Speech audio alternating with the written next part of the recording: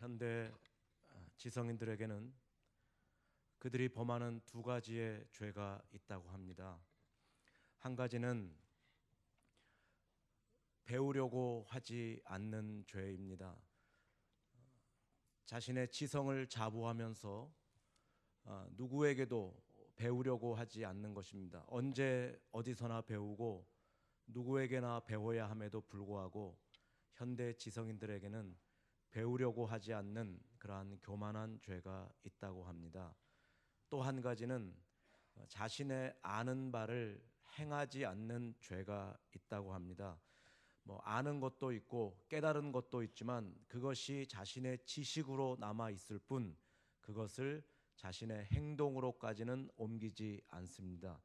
우리나라가 소위 민주화 운동이라는 것으로 나라가 많이 어려움을 겪을 때 우리가 많이 들었던 말 가운데 소수의 행동하는 지성인이라는 말을 들었었습니다. 이 말은 자기가 아는 것을 행하지 않는 지성인이 대부분이라는 말과 통하기도 합니다. 자기 지식에 대한 확신이 없어서 그런지 모르겠습니다만은 아무튼 지성인들에게는 행함이 부족합니다. 마치 길 가운데 서 있는 이정표와 같아서 다른 사람들을 이리로 혹은 저리로 가라고 그렇게 길을 제시하고는 자신은 전혀 움직이지 않는, 이것이 현대 지성인들의 죄라고 합니다.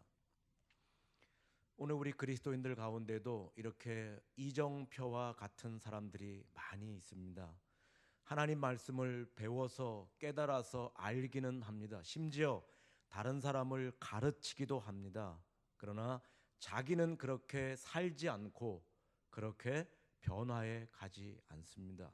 이러한 사람 가운데 가장 대표적인 사람이 오늘 본문에 등장하는 솔로몬이라고 하는 사람입니다. 솔로몬은 여러분께서 잘 아시는 사람 다시피 지혜의 대명사입니다.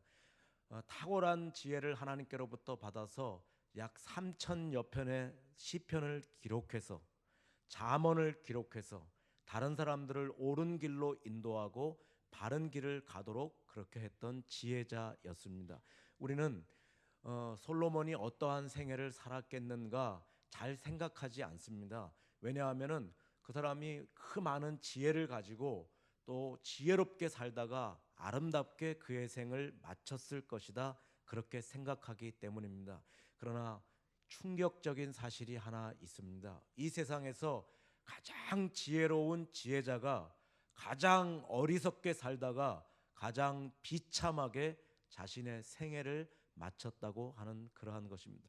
물론 여러분 이러한 일이 우리 가운데 없는 것이 아닙니다. 우리가 흔히 포장이 되어 존경받던 지도자가 마지막에 그의 실상이 벌거벗은 듯이 드러날 때 우리가 많은 국민들에게 실망감을 안겨주는 지도자들, 정치가들, 물론 청문회를 보실 때 여러분들이 그러한 것들을 많이 발견하시게 됩니다.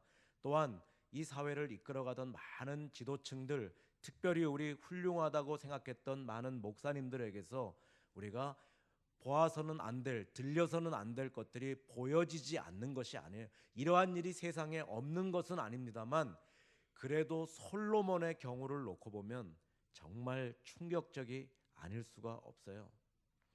어떻게 그 많은 지혜를 가지고 어떻게 그렇게 어리석은 삶을 살 수 있었던 것인지, 하나님 말씀을 아는 것을 중요하지만 그것을 가지고 자신의 삶에 적용시켜서 변화의 삶을 살아가지 않은 결과가 얼마나 무서운 것인지, 또한 우리 인간이라는 존재가 하나님 앞에서 얼마나 연약한 것인지, 왜 하나님께서 거듭해서 아는 것과 행하는 것에 하나가 되라고 말씀하시는 것인지 우리가 이제는 좀 알 것 같습니다. 오늘 우리 성도님들 가운데서도 우리 솔로몬과 같은 생애를 살아가시는 분들이 죄송합니다만 너무나도 많이 계신 것 같아요. 자기 과신, 자기 교만에 빠져 있는 분들이 너무 많지 않은가 하는 두려움이 저에게 있습니다. 하나님이 금하신 것 공공연히 자기 곁에 두고 하나님이 하지 말라고 말씀하신 것 공공연히 행하면서도 나는 다른 사람들과는 달라서 마치 베드로와 같이 다른 사람은 다 주님을 버릴지라도 나는 주님을 버리지 않겠습니다. 그렇게 자기 교만과 자기 과신에 빠졌던 베드로처럼 그렇게 위태위태하게 신앙생활을 하는 그러한 성도님들이 우리 가운데 너무나도 많이 있다는 것입니다. 여러분, 나라는 이 존재, 나라는 이 육체, 여러분 과연 믿을 만한 것입니까? 이 몸뚱이가 하자는 대로 하고 이 육체가 가자는 대로 가도 과연 괜찮은 것입니까? 여러분께서 오늘 본문의 말씀을 같이 살피시다 보면 오늘 우리의 이러한 모습이 하나님 앞에서 얼마나 위태롭고 위험한 모습인지를 여러분이 말씀을 통해서 스스로 그 답을 발견하시게 될 것입니다. 오늘 본문에 보면은 솔로몬이 어떻게 해서 이렇게 어리석은 자의 길로 들어서게 되었는가, 그 결정적인 모습들이 잘 나타나고 있습니다. 오늘 우리가 그 읽은 본문에서 지배적으로 아주 두드러지게 나타나는 단어 하나가 있습니다. 6번에 걸쳐서 나타나는데 그것이 르베, 곧 마음이라는 단어입니다. 특별히 4절에 보니까 하나님께서 솔로몬의 마음을 보시니까 그 붙인 다윗의 마음과 같지 아니해서 하나님 앞에 온전하지 못했다, 그렇게 기록이 되어 있습니다. 여기서 온전치 못했다는 말은 그 마음이 나뉘어져 있었다, 그 마음이 하나님께 몰두되고 집중되어 있었다, 그렇지 못했다는 말입니다. 여러분, 여기서 우리가 중요하게 볼 것은 하나님께서 우리를 보시는 것은 우리의 외모가 아니라 우리의 중심이고 우리의 마음을 보신다고 하는 것입니다. 우리가 하나님께 나와서 아무리 아름답게 예배를 드려도 우리의 마음이 하나님과는 상관없는 그러한 것들로 채워져 있으면, 여러분 왜 하나님께서 우리에게 우리의 마음을, 특별히 마음 중에서도 갈려지지 않은, 나뉘어지지 않은 오직 하나님께만 집중된 온전한 마음을, 우리 장로님 기도하셨지만 온 마음을 다해서 예배할 수 있게 해달라, 왜 하나님께서 우리에게 온전한 마음을 요구하실까요? 그것은 하나님께서 먼저 자신의 마음을 송두리째 우리에게 다 주셨기 때문입니다. 우리 구주 예수님 이 땅에 보내졌도 그의 몸을 다 찢으셔서 우리의 죄를 위해서 자신을 주실 때에 자신을 다 주시지 않고 온 마음을 다 주시지 않고야 여러분 어떻게 그런 일을 행하실 수 있으셨겠어요? 하나님께서 먼저 자신의 마음을 우리에게 다 주셨기 때문에 오늘 우리에게도, 솔로몬에게도 그의 온 마음을 요구하셨던 것입니다. 여러분, 특별히 솔로몬은 하나님께 누구보다도 자신의 생애 전체를 드리고 마음을 들여서 쫓아야만 했던 사람이었습니다. 여러분 왜 그랬어요? 솔로몬은 이 땅에 살 자격이 없는 사람이었어요. 자신의 형이 다윗과 밧세바 어머니 사이에서 불륜의 관계에서 태어났던 자신의 형이 죽임을 당했잖아요. 그럼 자기도 마찬가지로 살 자격이 없는 그러한 사람이었습니다. 그런데 하나님께서는 솔로몬을 특별히 사랑하셨고 특별 대우하셨습니다. 솔로몬의 별명이 무엇이었어요? 여디디야, 하나님의 사랑을 받은 자. 그리고 솔로몬의 손 위에 왕자가 10명이나 있었음에도 불구하고 하나님께서는 가장 나이가 어린 솔로몬을 택해서 이스라엘의 왕으로 삼아 주셨습니다.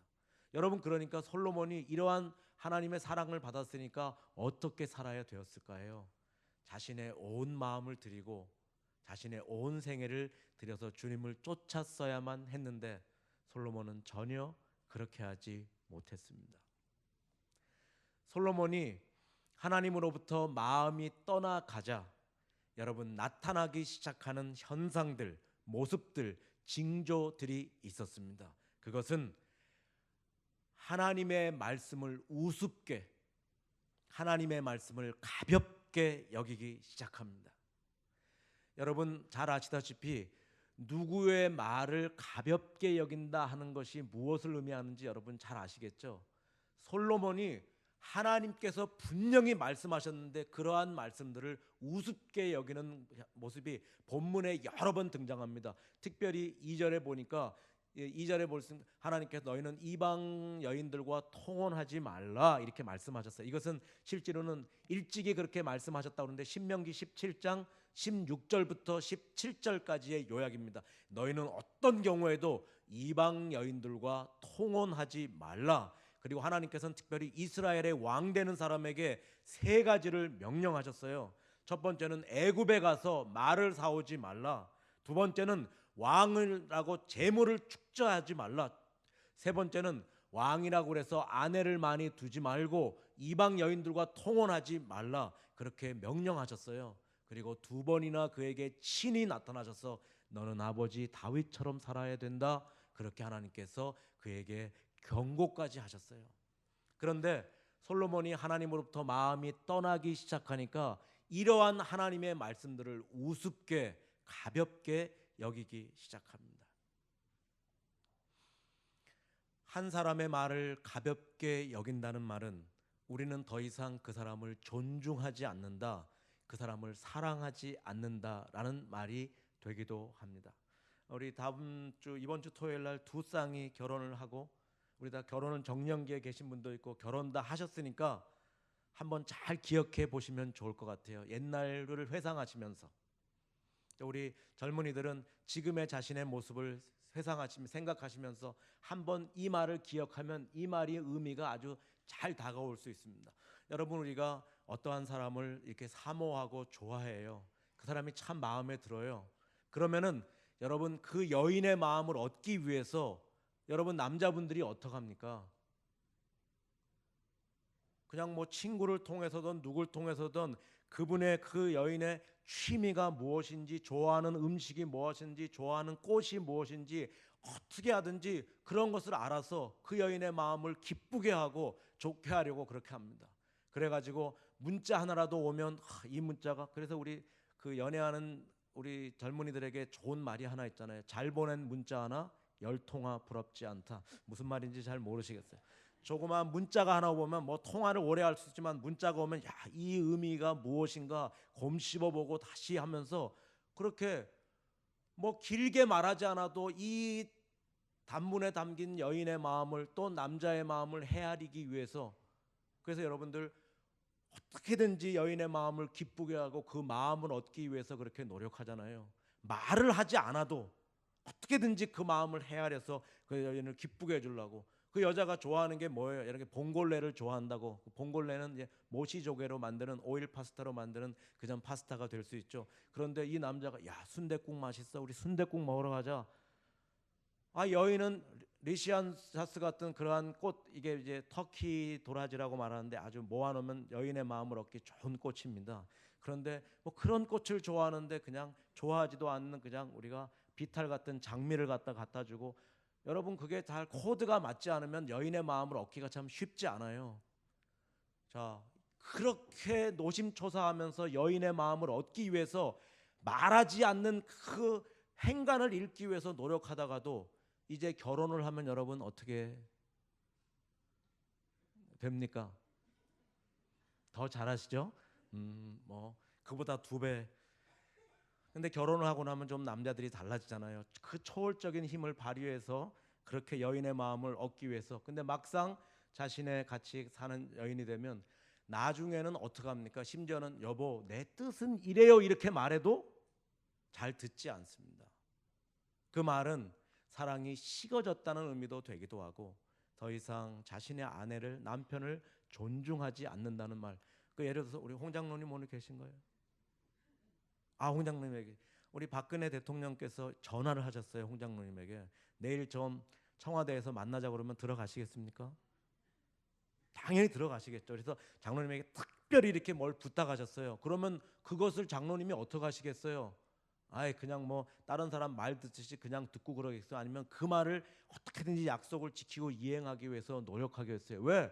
대통령을 존중하니까 그분을 귀하게 여기니까 어떠한 사람의 말을 가볍게 여긴다는 말은요, 더 이상 그 사람을 존중하지 않는다, 더 이상 사랑하지 않는다는 말이 돼요. 그래서 요한일서 2장 16절에서 우리가 순종 없는 신앙 고백을 너무나 남발하니까 하나님을 향해서 하나님께서 이렇게 말씀하시잖아요.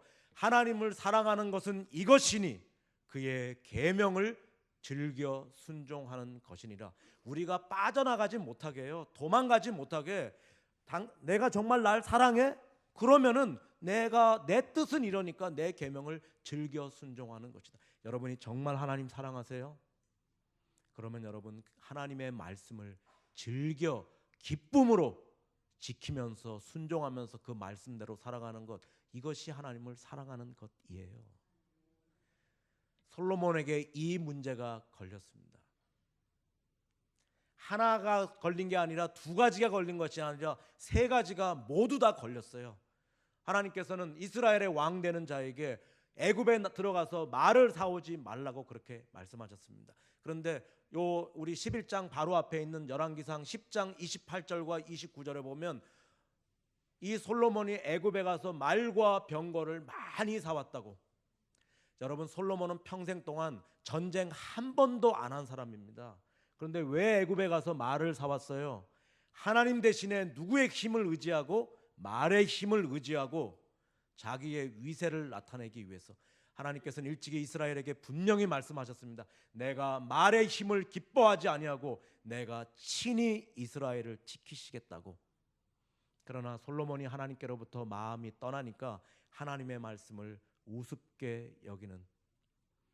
두 번째, 왕이라고 해서 재물을 많이 축제하지 말라 그렇게 말씀하셨습니다. 그러나 솔로몬은 자신을 위해서 금은 보화를 마음껏 축제하고 자기의 향락을 위해서 다 허비했어요. 물론 아버지 다윗도 많은 재물을 모았었습니다. 그런데 다윗은 여호와의 이름이 만방에 드러나게 하고 하나님이 영광을 받으시게 하는 성전 건축을 위해서 한 가지 목적을 위해서 재물을 모았었습니다. 그런데 솔로몬은 재물을 모았고 자기만을 위해서, 자기를 기쁘게 하기 위해서 그 재물을 다 탕진했었습니다. 세 번째, 하나님께서 명령하시기를 왕이라 그래서 아내를 절대 많이 두지 말라, 그리고 누구와 통혼하지 말라, 이방과 통혼하지 말라 그렇게 말씀하셨어요. 근데 왕비는 누구였어요? 바로의 딸 공주. 후궁이 몇 명이요? 700명, 첩이 300명, 1001명입니다. 한 분도 모시고 살기 참 어려운 지금 1001명. 여러분, 그것도 전부 다 하나님이 금하신 이방 족속이었어요. 뭐예요? 모압과 암몬과 에돔과 시돈과 헷 족속, 전부 다 이방 여인들. 1001명의 여인들이 시집 올 때 전부 다 뭘 갖고 왔겠어요? 그들의 우상을 가져왔었고, 여러분, 물론 솔로몬이 힘이 있었을 때, 솔로몬이 하나님을 따를 때는 그 1001명의 여인들이 숨어서 몰래 제사를 지냈을 거예요. 그러나 사람은 누구나 약해질 때가 옵니다. 누구나 병들 때가 와요. 누구나 영적 침체기가 옵니다. 오늘 본문 4절에 보니까 솔로몬이 병들었을 때에, 나이 많았을 때에 이런 말이 나오잖아요. 그때부터 하나님이 금하신 것 곁에 두니까 그것이 솔로몬을 찌르기 시작하고 독사가 되어서 물기 시작합니다. 여러분, 솔로몬이 우리가 6절부터 7절 8절 넘어가면서 뭘 했어요? 성전을 지었던 그 손으로 누구를 위해서 산당을 지어요? 이방 신상들을 위해서 산당을 짓기 시작하고, 여러분 한번 생각해 마십시오. 솔로몬 말기에 그 1001명의 왕비들이 온 예루살렘 산에 산당을 지어서 이방 제사를 드릴 때에 무슨 일이 이스라엘에게 예루살렘에 일어났겠는가? 여러분, 솔로몬이 하나님을 배신한 게 아니에요. 항상 이스라엘 역사를 보면요, 이스라엘이 하나님을 버렸던 적은 단 한 번도 없었습니다. 늘 겸하여 섬기는 거죠, 하나님과 우상을.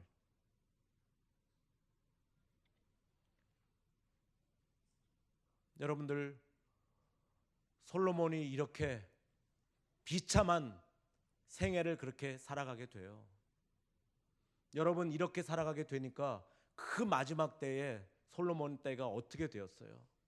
그 마지막 때에 예루살렘의 영적 상태가 영적 상황이 여러분 어떻게 되었어요? 이 비극의 씨를 누가 심습니까?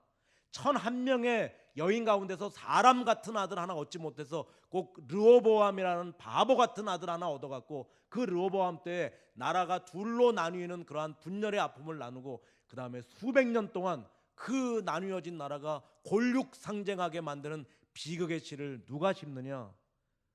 하나님으로부터 마음이 떠나갔던 바로 솔로몬이 심었던 것 아닙니까?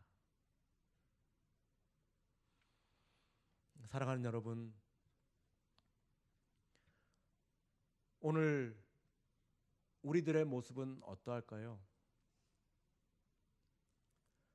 오늘 우리 한국 교회는 많은 성도님들이 몸은 교회 안에 있지만 삶의 방식은 세상 사람들과 다를 것이 없는, 교회에서는 하나님의 법을 따르지만 삶의 현장에 가서는 이 세상의 기준을 가지고 몸은 한 발은 교회 안에 딛고 한 발은 세상 안에 딛고, 마치 이스라엘 백성들이 하나님과 우상을 겸하여 섬기듯이 그러한 모습을 보이는 성도님들이 우리 한국 교회 안에는 너무나도 많이 있습니다.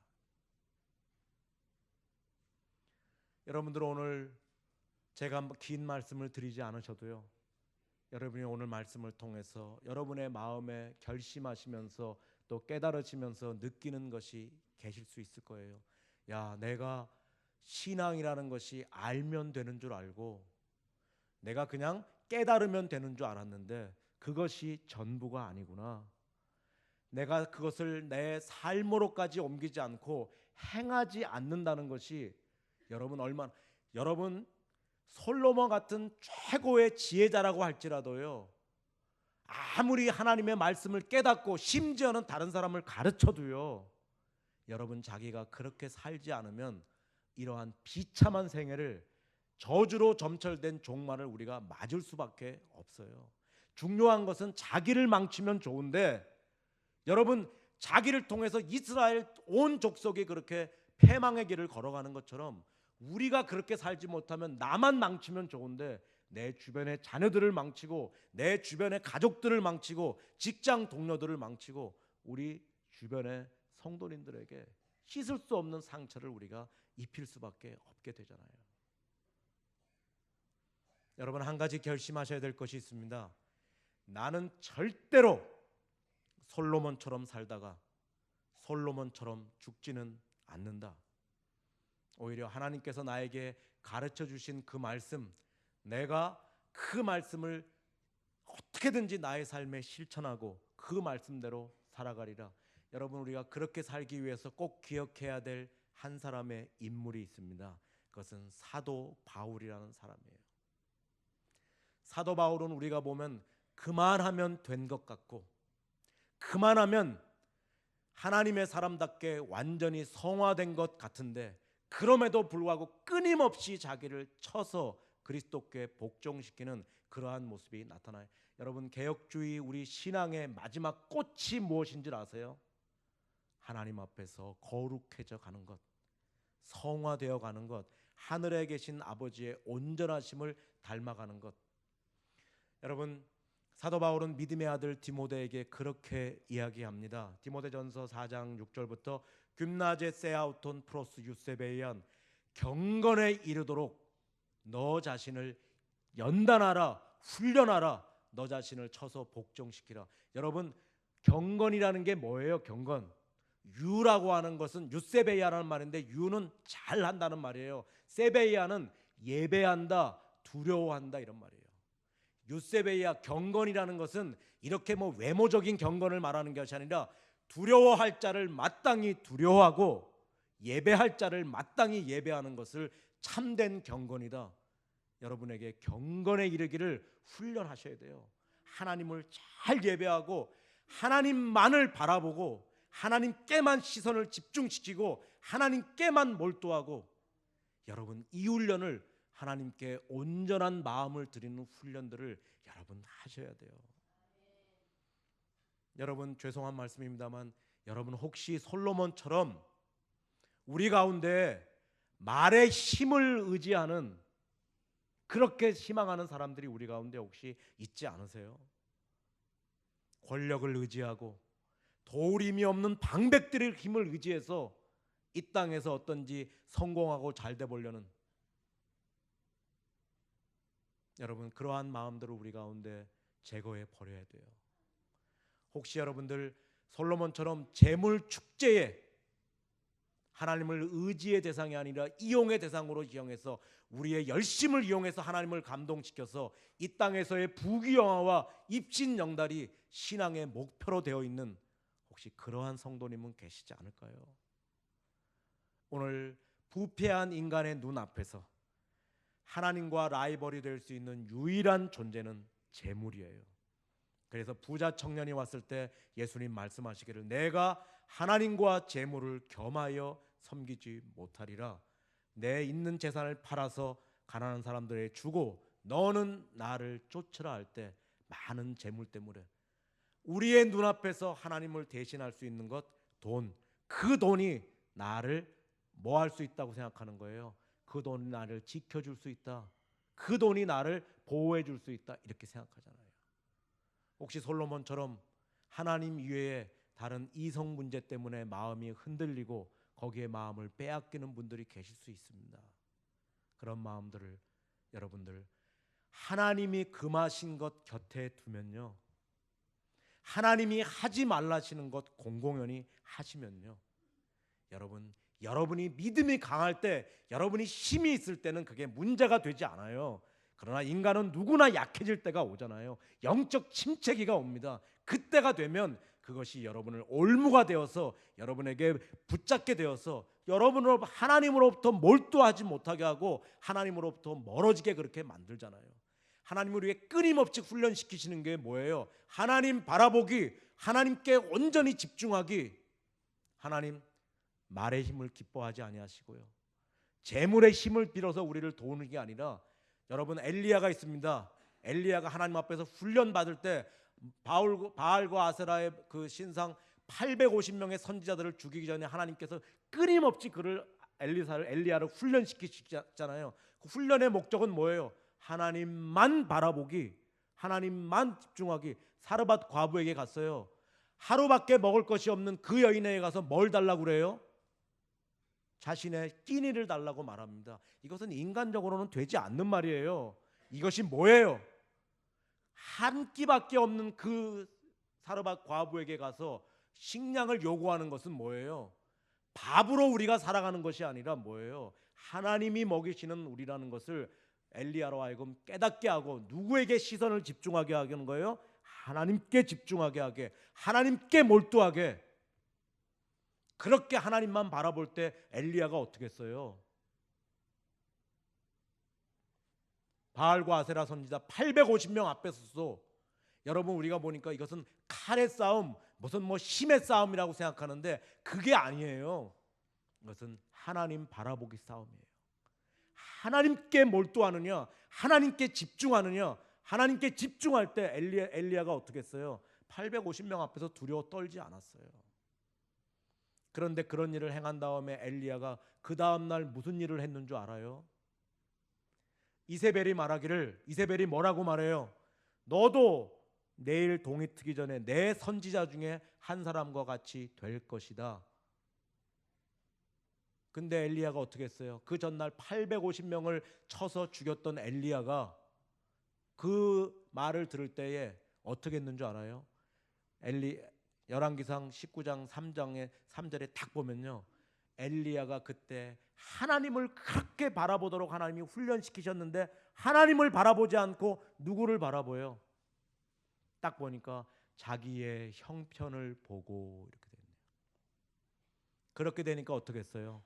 부엘세바까지 하룻길을 도망가서 거기서 또 하루를 들어가서 광야에 들어가서 로뎀네모 아래서 죽기를 청하는 것, 이게 우리 연약한 인간이에요. 여러분, 자기를 믿어서는 되지 않습니다. 내가 믿을 만한 존재라고 그렇게 자기 과시, 자기 교만에 빠지셔서는 되지 않아요. 하나님 바라보기, 하나님 집중하기, 하나님께 몰두하기, 온 마음을 하나님께 드리기. 주님, 우리 성령님도 우리 도와주시잖아요. 우리의 마음이 육체를 따르고 싶어 할 때마다, 본능을 따라서 이 세상을 따라 살고 싶어 할 때마다, 야, 너 그리스도인 아니냐, 내 피로 값주고 산 내 자녀 아니냐, 너 집사 아니냐, 너 목사 아니냐. 목사가 그러면 되지 않지. 성령님 늘 우리 마음에 감동하시잖아요. 그때 우리가 어떻게 해야 되겠어요? 순종 없는 신앙 고백, 순종 없는 찬양 그렇게 남발하면 되지 않고요. 하나님을 사랑하는 것은 이것이니 그의 계명을 즐겨 순종하는 것이니라. 여러분, 어떤 경우에도 우리가 하나님께 집중하고 몰두하고, 여러분, 하나님께 우리의 마음을 온전히 드리는 하나의 방법은 말씀대로 살아가는 거예요. 여러분 진짜 하나님 사랑하세요? 그럼 말씀대로 살아가세요. 여러분의 삶의 현장에서 하나님 말씀을 따르는 것이 좀 바보처럼 보이고 손해보는 것처럼 보이고 조금 늦게 가는 길처럼 보여도 그것이 참 지혜자의 길이고, 그것이 이 땅에서 이 땅을 맑히고 밝히는 참된 길이에요. 말의 힘을 의지하지 말고요, 도림이 없는 방백을 의지하지 말고요, 재물을 의지하지 말고, 여러분 하나님만 의지하고 하나님께 시선을 집중해서 그렇게 따라가면, 그렇게 살아가는 변화의 삶 살아가는 여러분 통해서, 본으로 살아가는 여러분 통해서 하나님은 여러분을 살리시고 여러분의 가정을 살리시고 우리 교회를 살리시고 이 나라와 민족을 새롭게 하실 것입니다. 우리는 그러한 사람들을 하나님의 사람들, 그리스도인들이라고 부르는 것입니다. 오늘 이러한 그리스도인들로 이렇게 하나님을 온전히 경외하고 늘 하나님을 두려워하면서 예배하면서 온전한 마음을 드리면서 온 마음 다해 주님을 따르는 그러한 성도들로 통해서 오늘 이 땅이 새로워지고 오늘 우리 교회가 다시 한번 새롭게 되는 우리 목동중앙교회 성도님들이 되시기를 간절히 축원합니다. 기도 드리시겠습니다.